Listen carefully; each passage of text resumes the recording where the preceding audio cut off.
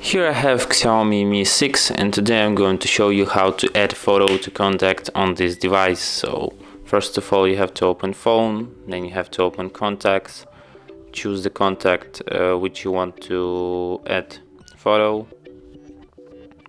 and then tap here to edit it, then tap here to change its photo.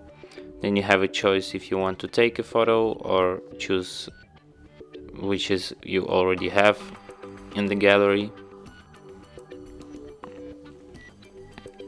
and then you just select photo, adjust it and tap OK, and then confirm it here, and as you can see, photo added.